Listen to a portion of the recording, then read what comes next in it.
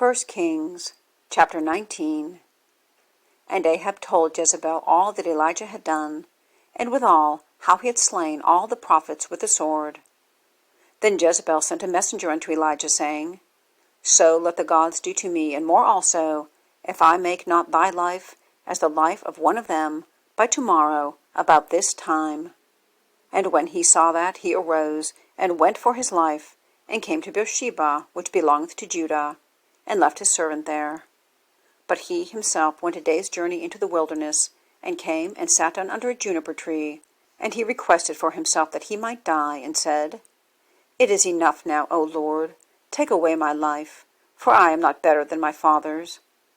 And as he lay and slept under a juniper tree, behold, then an angel touched him, and said unto him, Arise and eat.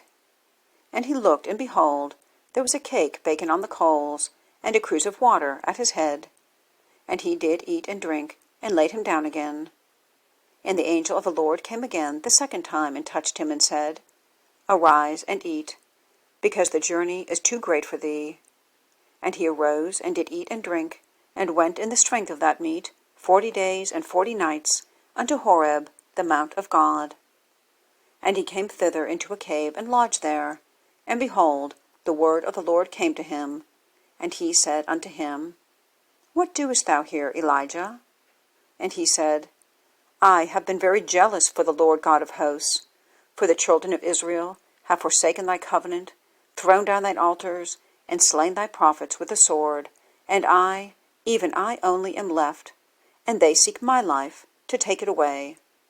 And he said, Go forth, and stand upon the mount before the Lord.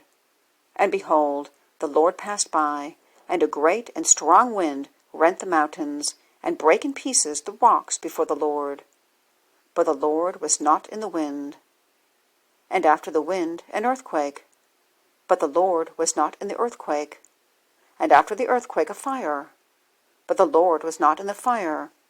And after the fire a still small voice. And it was so, when Elijah heard it, that he wrapped his face in his mantle, and went out, and stood in the entering in of the cave. And behold, there came a voice unto him, and said, What doest thou here, Elijah? And he said, I have been very jealous for the Lord God of hosts, because the children of Israel have forsaken thy covenant, thrown down thine altars, and slain thy prophets with the sword. And I, even I only, am left, and they seek my life, to take it away.